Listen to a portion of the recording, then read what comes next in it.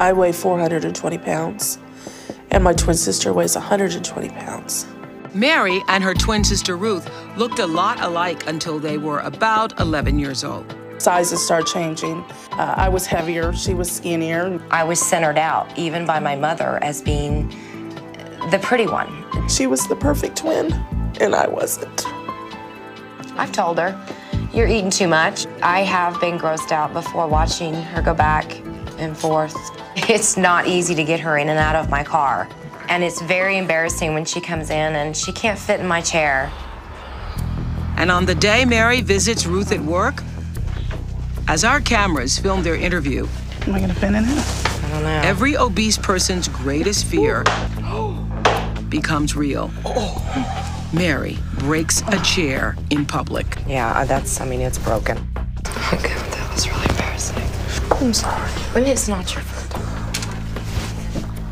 I'll get it fixed tomorrow, okay? How did that feel for you? It was disgusting. It made me feel ashamed. Is it true that you'd rather starve to death than look like your sister? Yes, that is true. I've said that. I've gone through many battles of anorexia and bulimia because I didn't want to look like her. And it's not that I'm ashamed of her to that point. I mean, I love her. She's my sister. Mary was not the only member of this family who was suffering. For the first time, her 13-year-old son, Chris, came forward with the pain he'd been hiding about his mother's weight. My mom eats a lot. It makes me feel really mad at her because, you know, she could take control of what she puts in her mouth and what she eats. Since my mom is big and obese, she can't play or she can't ride rides with us. I really want to go with y'all. I've always wanted to say to my mom that just stop eating because if you keep on going, you can die. And I don't want you to die because you're my mom. I've never told her that. So, did you know that your son feels this way? No. I didn't know he felt like that. Yeah. I think every child fears losing their parent. And when you're watching your mom eat herself to death, that would be a constant fear that lives with you. Correct, Chris? Yeah. Yeah. Does it make you sad, too, I can see? Yes, it makes me sad because I don't want my mom to die. Tragically, 6 years after that show, Mary's son, Chris, died in a car accident. He was only 19. His death sent Mary into a deep depression, as it would any mother, but in time, Chris's wish for his mom inspired her to do something she found previously impossible.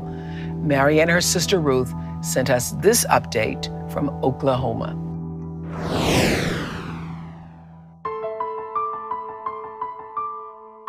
I lost him January 29th, 2011 in a car accident. I sat a year and a half on the side of my bed, just trying to figure it out. You know, when your kid walks out the door, you don't ever expect that to be the very last time you see him. For the first time in my life, I didn't know There's nothing we could do. what to do. All I could do was hold her hand and lay next to her on the bed. And I remember she'd just wake up and keep saying to me, is this a dream? Is this a dream? And I'd have to tell her, no, it's not a dream. And then I stood up and I said, enough is enough. I've got to get help. And now it's time to do what he wanted me to do. First time I got on a treadmill, I was on, I think, 30 seconds. I couldn't even breathe. And now I'm up to 30 minutes. So it's such a big accomplishment. I love working out. I work out as much as I can. I can breathe. I lost the weight by eating healthy, working out. 124 pounds later, 7 months later, I'm feeling great. And I'm still going, still going. Got a long way to go, but I'm still going.